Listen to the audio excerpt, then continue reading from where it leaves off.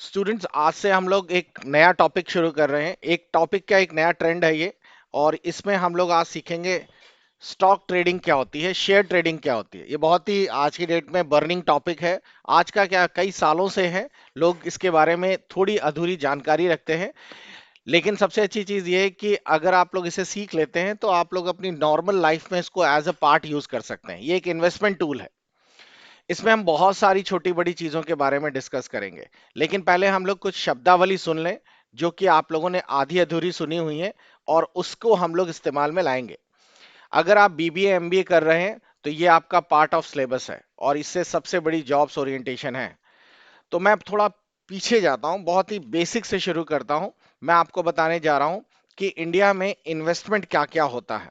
उससे आपको थोड़ा सा आइडिया लगेगा। तो अगर आप लोग स्क्रीन पर अगर देखें तो ये मैंने गूगल से निकाला कि इंडिया में लोग कैसे पैसा लगाते हैं। इन्वेस्ट करने के लिए कहाँ कहाँ पे कौन कौन सा जरिया है जिसमें पैसा लगाते हैं। स्टॉक ट्रेडिंग पूरी तरीके से ध्यान रखिएगा कि पैसा लगाने से जुड़ा हुआ टॉपिक्स है। तो आपके सामने कुछ ऑप्शंस हैं जिनको आप लोगों ने थोड़ा बहुत सुना भी होगा और कुछ लोग यूज भी करते होंगे। चलिए देखते हैं इंडिया में पैसा लगाने के लिए कौन कौन सा जरिया लोग यूज करते हैं। जो सबसे इजी जरिया है वो सभी लोगों को पता है कि इंडिया में हम लोग पैसा लगाते हैं, और उसके लिए हमारे पास एक है एफडी। एफडी का मतलब फिक्स डिपॉजिट। आज की डेट में आप सभी के घर में जो भी एक्स्ट्रा पैसा है आप बैंक में जाके एफडी कर देते हो। बस यही इसका एक मेन मोटिव है। बैंक इसको एफडी के रूप में आप लोगों को ब्याज देता है। जैसे फॉर एग्जांपल लेके चलते हैं, मिस्टर एक्स जो है, इनके पास 1 लाख रुपए एक्स्ट्रा आ गया है। एक्स्ट्रा इन द सेंस इन्होंने बचा लिया थोड़ा थोड़ा इकट्ठा करके धीरे धीरे। अब 1 लाख रुपए अगर ये बचत खाता में रखते हैं, सेविंग में रखेंगे, तो गवर्नमेंट इनको 3.5% का ब्याज देगी। अब 3.5% का ब्याज तो ना के बराबर हुआ। 3.5% का ब्याज कितना होगा? 3,500 रुपए 1 लाख का। इसके लिए उन्होंने थोड़ा सा दिमाग लगाया।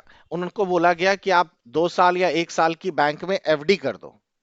एफडी यानी फिक्स डिपॉजिट।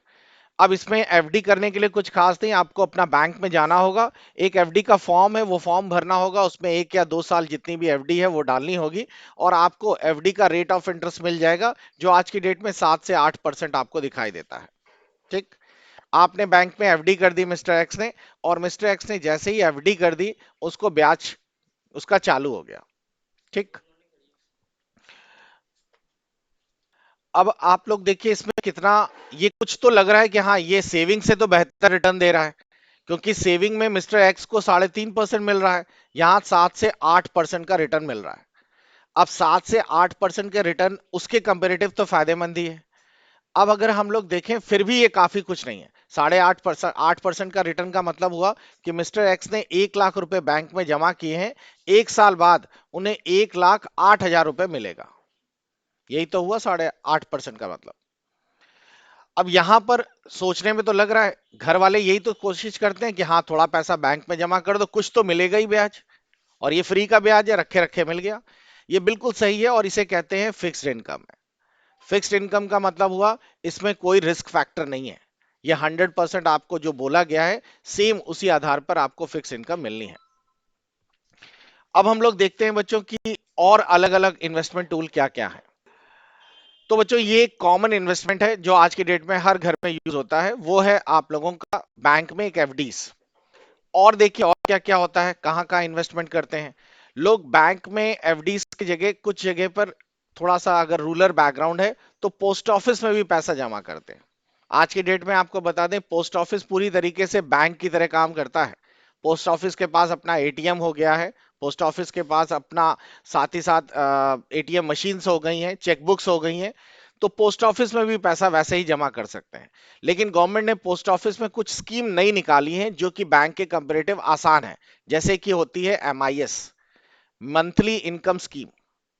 अब इसमें क्या होता है, इसमें अक्सर जो रिटायर पर्सन है, जैसे कोई आदमी रिटायर हुआ और उसको 10 लाख रुपए या 9 लाख रुपए मिल गए। अब 9 लाख रुपए उसके पास आ गए हैं। अगर ये पूरा बैंक में एफडी कर देगा तो 1 साल तक तो उसको कुछ मिलना ही नहीं है।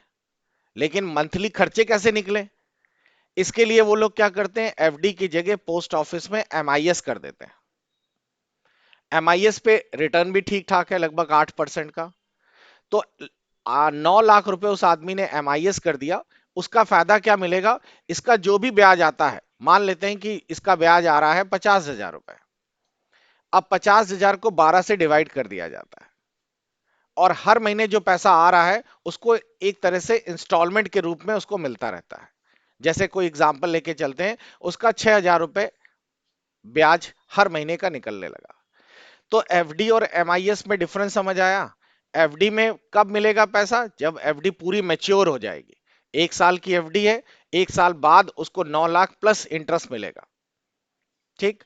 एमआईएस में कब मिलता है? एमआईएस में पैसा एक उसने इकट्ठे 9 लाख डाल दिया, उसका एक महीने का जो ब्याज आया, ब्याज वही होगा, बस वो ब्याज उसका उस महीने का वो निकाल सकता है बाहर अपना, और ये अपने दैनिक खर्चों के लिए इस्तेमाल कर सकता है।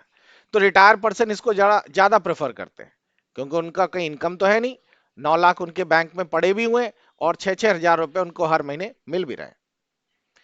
तो ये कहलाती है एमआईएस। आप लोग जरा मेरे को बताइए, इसमें फायदा किस में होता है? एमआईएस अगर कोई 8% पे उठा रहा है उसको फायदा होगा, या 8% एफडी को में फायदा होगा? एमआईएस में क्यों फायदा होगा? उसको तो 8-6 हजार, मतलब अमाउंट की बात बता रहा हूं, किसमें ज्यादा फायदा होगा, अमाउंट किसमें ज्यादा मिलेगा उसे? आपको बता दें, एमआईएस में अमाउंट कम मिलेगा। एफडी जो है वो कंपाउंड इंटरेस्ट पर काम करती है, यानी कि अगर जो भी 3 महीने का ब्याज होगा वो उसके 9 लाख में ऐड हो जाएगा। मान लो 3 महीने का 20,000 रुपए ब्याज हुआ, तो उसका 9,20,000 रुपए पर अगले महीने उसका ब्याज, चौथे महीने से ब्याज मिलना चालू होगा। कंपाउंड इंटरेस्ट जिसे आप लोग कहते हैं, चक्रवर्ती। एमआईएस में ब्याज नहीं मिलेगा, एमआईएस में शुरू से 9 लाख पर ही ब्याज मिलेगा, क्योंकि वो ब्याज तो एक्स्ट्रा जो पैसा इकट्ठा हो रहा है 20,000, वो तो निकाल ही रहा है हर महीने। तो ओवरऑल अगर आप देखें, तो 12 महीने की अगर एमआईएस उसने निकाली है, तो 12 महीने का ब्याज इस एफडी से कम पर कम रहता है। तो ये तो चलिए बात हो गई पुराने समय की। एक इसी में एक आता है नेशनल सेविंग सर्टिफिकेट, एनएससी कहते हैं। ये एफडी की तरह काम करता है। और एनएससी में होता क्या है, ये पोस्ट ऑफिस में ही नॉर्मली या बैंक्स में भी होते हैं। आपके पास, आप बैंक में गए, बैंक में आप लोगों ने कहा कि हमें 50,000 का एनएससी बना दीजिए। तो बैंक क्या करेगा, आपको 50,000 रुपए का एक फिक्स डिपॉजिट की तरह एक एनएससी बना दी, और एक सर्टिफिकेट आपको दे देगा। अब ये जो सर्टिफिकेट है, इसको आप किसी को गिफ्ट भी कर सकते हो। आप अपने कोई छोटे रिलेटिव्स, बड़े रिश्तेदार, किसी को भी आपने शादी में उसको देना है, तो लोग क्या करते हैं, शादी में कैश देते हैं। कैश थोड़ा रिस्की फैक्टर है। आपने उसको एनएससी दे दी, वो जो सर्टिफिकेट आपको मिला था आपने उसको दे दिया एज ए गिफ्ट। अब वो एनएससी का हकदार वो सामने वाला पर्सन हो जाएगा। तो लोग इसको गिफ्ट की तरह भी इस्तेमाल करते हैं। क्लियर? तो ये, और अच्छा, इसमें एक सबसे अच्छी चीज है, एफडी और पोस्ट ऑफिस की जितनी भी मैंने स्कीम बताई, इसमें कोई टैक्स बेनिफिट नहीं है। इसमें आपको टैक्स गवर्नमेंट जोड़ेगी, टैक्स ऐड करेगी। जबकि इसमें एनएससी में टैक्स की रिबेट होती है। टैक्स रिबेट का मतलब है इसकी इनकम पे गवर्नमेंट टैक्स नहीं जोड़ती है। तो ये तो बात हो गई सारे कुछ जो ट्रेडिशनल तरीके हैं जो घरों में यूज करते हैं। एक सबसे बड़ी चीज मैं आपको बता दूं कि लोग एलआईसी या इंश्योरेंस को भी इन्वेस्टमेंट का दौर मानते हैं, जो कि गलत है। इंश्योरेंस किसी भी कंपनी का इन्वेस्टमेंट प्लान नहीं हो सकता। इन्वेस्टमेंट का मतलब होता है भविष्य में वो पैसा बढ़कर मिले। ये इंश्योरेंस जो है वो इसके लिए है ही नहीं। एजेंट इस चीज को गलत प्रेडिक्ट करता है। एजेंट आपको बोलेगा, आपको 15 साल तक देने हैं पैसे, 15 साल बाद आपको 5 लाख दिए 10 लाख का डबल के ट्रिपल करके मिलेगा आपको। आपको बता दें, इंश्योरेंस से कभी इतना पैसा मिलता ही नहीं है, क्योंकि इंश्योरेंस कंपनी जितनी भी है उनके पास अर्निंग का सोर्स वही है। ये आपसे पैसा इंश्योरेंस वाली कंपनी ने लिया, ये स्टॉक या ट्रेड में ही डालती हैं, ये मार्केट में ही पैसा डालेंगे, मार्केट से अपनी इनकम निकाल कर ही इन्वेस्टर को वापस भेजेंगे। तो इनको अपना प्रॉफिट मार्केट से ही मिलना है। तो ये आपको वो प्रॉफिट दे ही नहीं सकते जो आप मार्केट में खुद ही इन्वेस्ट करके ले लें, क्योंकि उनको अपना कमीशन भी तो चाहिए। तो मैं आप लोगों को एक इंट्रोड्यूस कर रहा हूं, आज की डेट में जो सबसे ज्यादा बढ़िया तरीका है वो ये है, म्यूचुअल फंड्स, बॉन्ड्स, स्टॉक्स, डेब्ट फंड्स। ये सारी जो है, इन सब के बारे में हम लोग बात करेंगे। लिक्विड फंड्स, ईटीएफ, ये सारे जो हैं ये शेयर से जुड़े हुए टॉपिक्स हैं, और इन्हीं को हम लोग देखेंगे जो आप लोग देख रहे हैं। रियल स्टेट से हमारा कोई लेना देना नहीं है। रियल स्टेट का मतलब ही है कि आपके पास 20 लाख 50 लाख रुपए है, आपने जाके एक फ्लैट या मकान या प्रॉपर्टी खरीद ली, आपने उसको 5-6 साल होल्ड किया और उसके बाद देखा प्लॉट बढ़ गया है और आपने उसको बेच दिया। तो ये रियल स्टेट का बिजनेस है। ये हम छोटे इन्वेस्टर्स के लिए नहीं है, लेकिन लोग इसमें पैसा लगाते हैं। और इससे कोई फिजिकल वैसा भी कोई काम नहीं है कि इसको सीखने की जरूरत है, क्योंकि आपको लगता है बगल वाला प्लॉट अच्छा है, आपने खरीद के रख लिया, दूसरे शहर में खरीद के रख लिया, बढ़ गया रेट तो आपने निकाल दिया। हमारा मेन मोटिव ये है जिनको हम लोगों ने सर्कल किया है, और थोड़ा सा रिटायरमेंट प्लान भी बताएंगे, गवर्नमेंट की स्कीम्स जो आपको भविष्य में काम आने वाली। तो सबसे पहले तो हम लोग बात करते हैं अपने स्टॉक ट्रेडिंग के बारे में, कि स्टॉक होता क्या है और किस तरीके से काम करता है। तो चलिए देखते हैं। इसके लिए बहुत ही सिंपल सा तरीका है, आप लोगों को बता दें, शेयर्स और स्टॉक्स, इसका एक सिंपल सा मतलब है कि जो भी कंपनी, कोई भी कंपनी, इंडिया में लाखों करोड़ों कंपनीज हैं, हर एक कंपनी जो चाहती है वो अपना एक स्टॉक रिप्रेजेंट करती है। स्टॉक का मतलब है अपनी एक पहचान। जैसे फॉर एग्जांपल हम लोग लेके चलते हैं इन्फोसिस के। इन्फोसिस आपने सुना भी होगा। इन्फोसिस इंडिया की सबसे लीडिंग कंपनी है, जो कि आपके कंप्यूटर के सॉफ्टवेयर से डील करती है। या कोई भी ले लीजिए, एसबीआई ले लीजिए, बैंक ऑफ बड़ौदा ले लीजिए, ये बैंक्स हैं, ये रिप्रेजेंट करते हैं, इन्हीं को हम लोग स्टॉक्स कह सकते हैं। यानी कंपनी को आप सीधा सीधा स्टॉक मान लीजिए। अब इस स्टॉक में आपकी कितनी हिस्सेदारी है, वो है आपका शेयर। शेयर का मतलब हिस्सा। जैसे एक पिज्जा है, ये रहा पिज्जा, और पिज्जा के हम लोगों ने 8 हिस्से कर दिए। तो ये जो पिज्जा है, मान लेते हैं डोमिनोज का है, तो डोमिनोज जो है वो, इस पिज्जा को हम लोग डोमिनोज पिज्जा कह रहे हैं, तो ये कहेंगे कि ये स्टॉक है। आपके हिस्से में ये वाला हिस्सा आया 1/8, हम कहेंगे कि इस पिज्जे के हम इतने हकदार हैं। और अकाउंट्स या फिर स्टॉक की भाषा में हम कहेंगे कि इस पिज्जे के हम 1/8 स्टॉक होल्डर हैं, शेयर्स है हमारा इसका। हम पूरा पिज्जा नहीं यूज कर सकते, 1/8 ही हमारे पिज्जे का हिस्सा है। तो कभी भी कोई कंपनी आप लोगों ने देखी, जैसे इंफोसिस कंपनी है, इंफोसिस कंपनी का आप लोगों ने अगर स्टॉक खरीदा है, तो हम कहेंगे कि हमने शेयर खरीदा है, और शेयर का मतलब होता है कुछ हिस्सा खरीदा है। लेकिन आप खुद ही सोचिए कि हिस्सा एक या दो शेयर्स में कितना होगा, एक माइन्यूट सा होगा। मैं एग्जांपल के रूप में आपको दिखाता हूं, उससे आपको एक आइडिया लग जाएगा। जैसे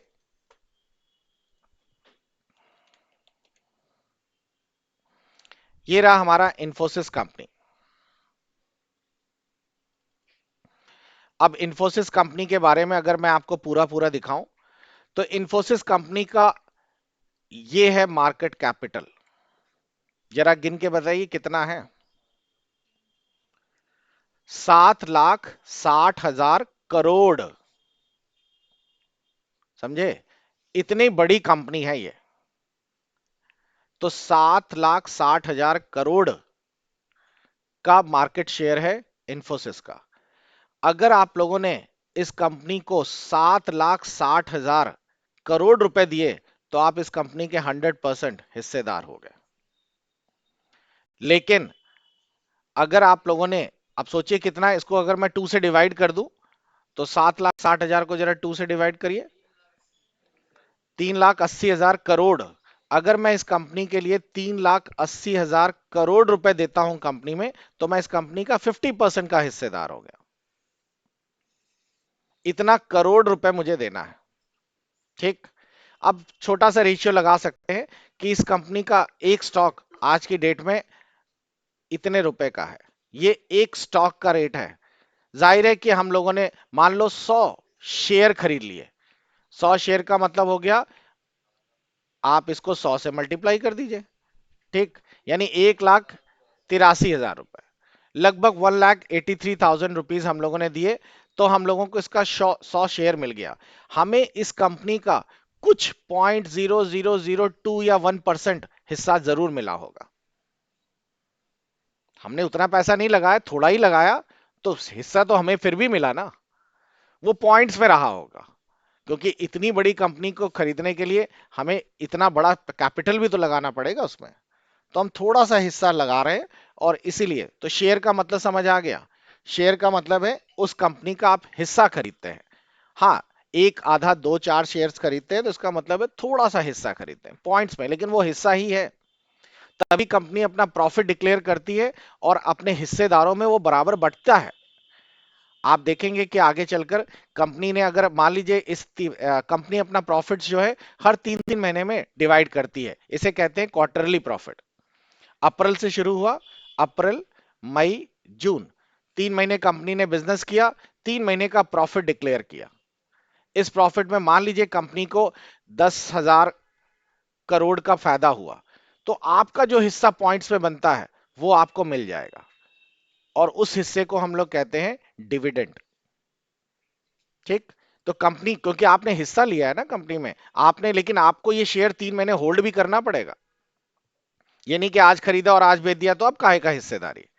उस पीरियड के दरमियान अगर आप कंपनी का शेयर्स होल्ड करते हैं तो उस पीरियड के दरमियान आप कंपनी के हिस्सेदार थे। उस पीरियड में अगर आपका कंपनी ने कोई प्रॉफिट कमाया तो आपको कंपनी उस प्रॉफिट को देगी। तो ये तो बात हो गई स्टॉक क्या होता है, शेयर्स क्या होते हैं। क्लियर। नेक्स्ट आगे देखते हैं हम लोग, आईपीओ क्या होता है। कोई बता सकता है आईपीओ का फुल फॉर्म क्या होता है? Initial public offer, IPO. अब IPO allows retails investors to own shares in the company.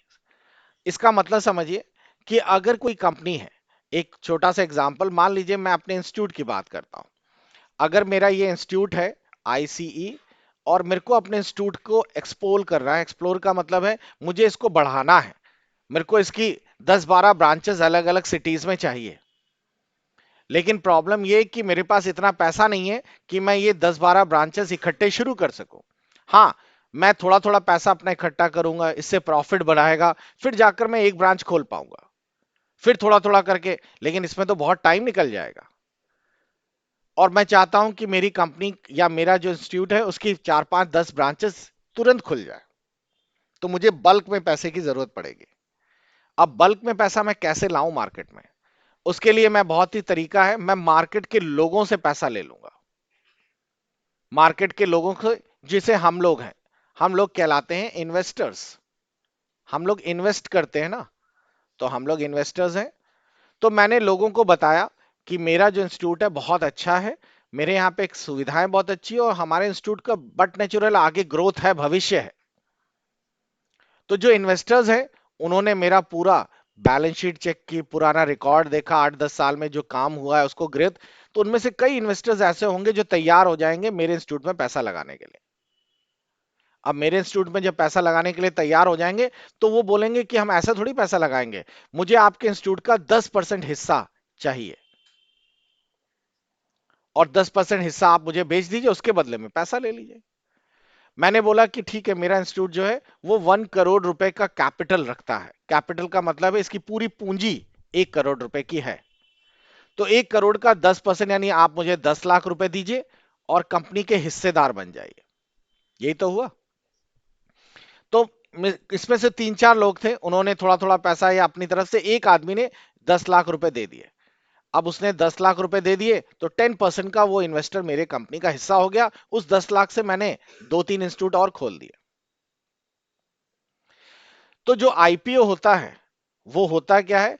Company जो है रिटेल इन्वेस्टर्स यानी हम लोगों के लिए अपना हिस्सा बेच देती है, और हिस्सा बेचने से बाहर के लोग जो है यानी आम आदमी उस कंपनी का हिस्सेदार बन जाता है। और कंपनी को क्या फायदा मिलता है?